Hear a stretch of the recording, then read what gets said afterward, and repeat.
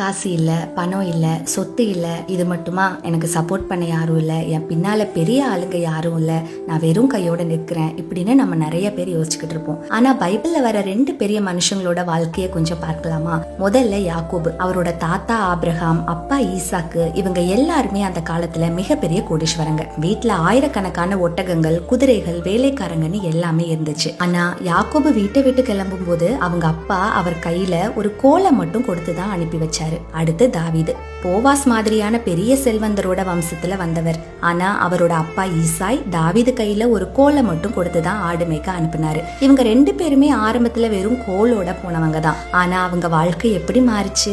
யாக்கோபு போகிறப்போ வெறும் கோலோட போனாரு, ஆனா திரும்பி வரும்போது 2 பெரிய கூட்டத்தோட ஆசீர்வாதமா வந்தாரு. அதே மாதிரி தாவீது கையில கோலோட ஆடு மேய்க்க போனாரு, அதே கையில செங்கோல் பிடிச்சு ஒரு ராஜாவாக மாறினாரு. உங்களை உயர்த்துகிறதுக்கு ஏசப்பாக்கு மத்தவங்களோட தயவோ ரெக்கமெண்டேஷனோ தேவையில்லைங்க. இன்னைக்கு உங்க கையில ஒண்ணுமே இல்லைன்னா கூட நீங்க கவலைப்படாதீங்க. அவரோட கோல் அப்படிங்கிறது அவர் நமக்கு கொடுக்கிற வார்த்தை, அவரோட தடி அப்படிங்கிறது நம்ம தப்பு பண்ணும்போது அவர் கொடுக்கிற சிச்சை. இது 2மே உங்க வாழ்க்கையில இருந்தா போதும், நீங்க எங்க போனாலும் ஜெயிப்பீங்க. மனுஷங்க தயவை எதிர்பார்க்காதீங்க, கடவுள் உங்களை நிச்சயம் உயர்த்துவாரு.